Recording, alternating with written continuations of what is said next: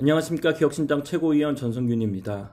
헌법재판소에서 작성한 결정문이 많은 국민들께 위로를 줬기 때문에 그 결정문의 핵심을 한번 짚어보고 같이 읽어보도록 하겠습니다. 같이 읽으면서 헌법재판소가 이 탄핵 국면에서 준 메시지를 한번 다시금 생각해봤으면 좋겠습니다.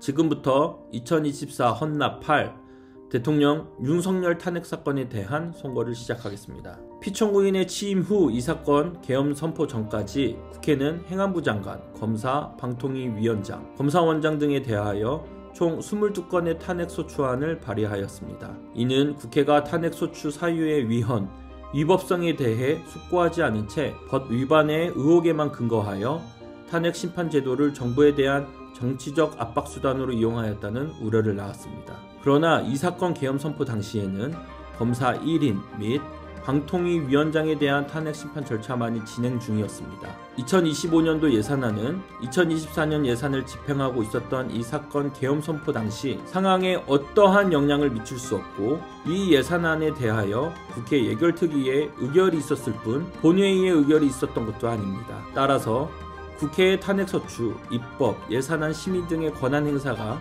이 사건 계엄 선포 당시 중대한 위기 상황을 현실적으로 발생시켰다고 볼 수는 없습니다. 피청구인이 주장하는 국회의 권한 행사로 인한 국정마비 상태나 부정선거 의혹은 정치적, 제도적, 사법적 수단을 통하여 해결하여야 할 문제이지 병력을 동원하여 해결할 수 있는 것이 아닙니다. 피청구인은 국회의 권한 행사를 막는 등 정치적 목적으로 병력을 투입함으로써 국가안전보장과 국토방위를 사명으로 하여 나라를 위해 봉사해온 군인들이 일반 시민들과 대치하도록 만들었습니다.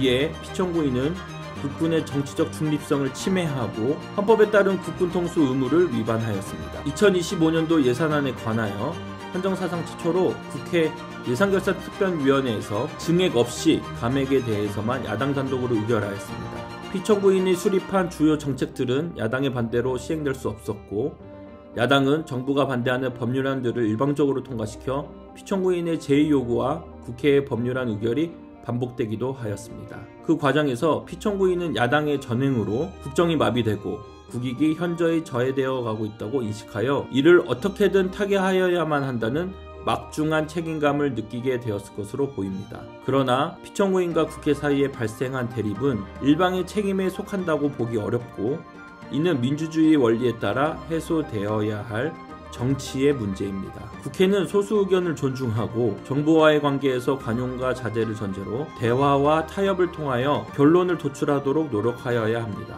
피청구인 역시 국민의 대표인 국회를 협치의 대상으로 존중하였어야 합니다. 피청구인은 취임한 때로부터 약 2년 후에 치러진 국회의원 선거에서 피청구인이 국정을 주도하도록 국민을 설득할 기회가 있었습니다. 그 결과가 피청구인의 의도에 부합하지 않더라도 야당을 지지한 국민들의 의사를 배제하려는 시도를 하여서는 안 됩니다.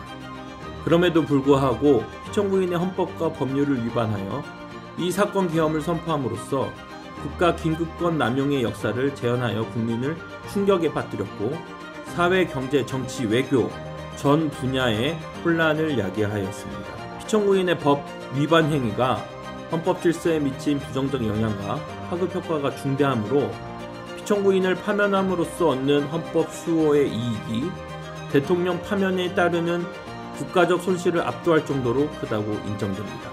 이에 재판관 전원의 일치된 의견으로 주문을 선고합니다. 주문: 피청구인 대통령 윤석열을 파면한다.